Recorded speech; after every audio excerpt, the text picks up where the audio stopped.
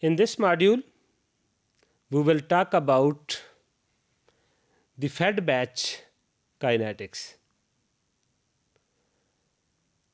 In previous modules, when we talk about the type of fermentations on the base of the process, we discussed three different types: batch culture, fed batch culture, and continuous culture. So previous modules deal with about we can say that batch culture kinetics, but now we will discuss in detail that what are the changes happened during fed batch culture. The fed batch culture, first of all, introduced by Yoshida et al. 1973. So the fed batch can be defined as the culture which are fed continuously or sequentially with the medium without the removal of the culture fluid. So in which harvest can be done, we can say that the harvest can be at the end. During the incubation period, we can add some nutrients which can be either fully utilized by the organism or partially utilized by the organism. But in batch culture, which we called as the closed system, but fed batch culture can be called as the open system, in which we have the provision to add some nutrients after the inoculation. So when we say that the addition of the medium into the fermentation medium during the fermentation process, so there can be 4 different strategies can be used for the feeding in the fermenter vessel. As concerned the first strategy deals with the same medium as we used before inoculation, the start medium. So we add the medium with the same concentration, with the same ratio into the fermenter vessels.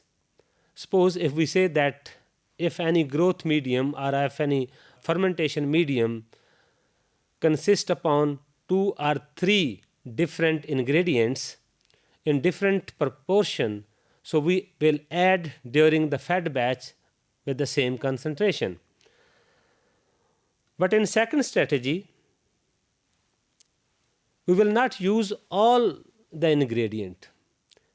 So if we know during the fed batch that any specific medium or a nutrient will be exhausted, either become the limiting due to which the growth or other process will be affected, then we only add those substrate which we called as limiting substrate, which can limit our process. So in second strategy, we use only those substrate which we called as the limiting substrate, but the condition having the same concentration as mentioned in the initial medium.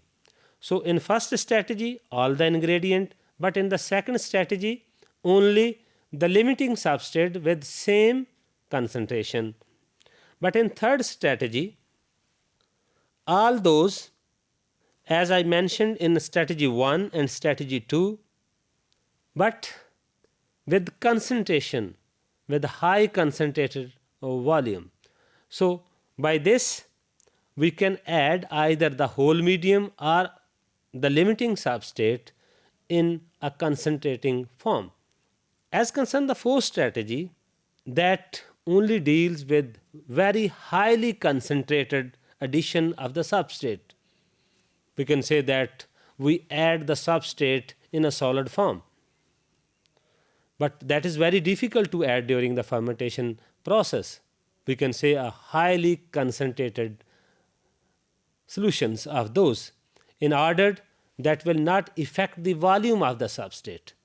So if we add or if we feed the fermentation according to first three strategy, we can easily say that the volume of the fermenter will be raised. But in fourth strategy, when we use highly concentrated substrate, then there will be a change in the volume very negligible. So, the fed batch system as concern the first, second and third strategy that can be dealt in a variable volume.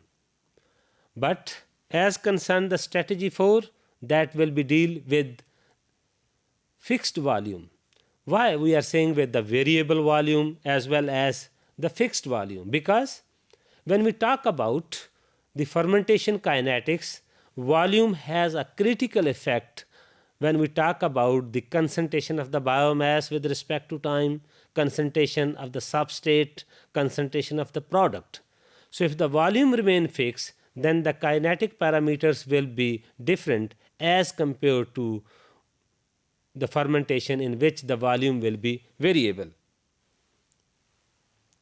So the use of the strategy, either first, second and third, and then a fourth strategy, we should be clearly mentioned either the fed batch culture in a variable volume or a fed batch kinetics in fixed volume. Because as we know that in a batch culture kinetics, in a batch culture fermentation, when we say that is a closed system, no change in the volume.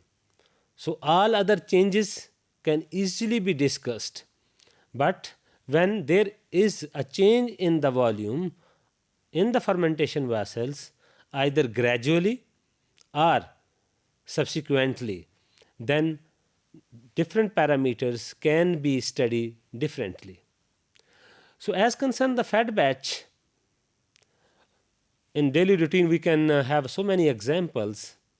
So fed batch culture in practice can be run either by filling the fermentation vessel with the little volume, and then gradually we will increase by addition of that, and then we are used to add the materials until and unless we have the maximum utilization of the fermentation vessel. So in later modules we will see about that how different parameters can be affected in variable volume as well as the fixed volume.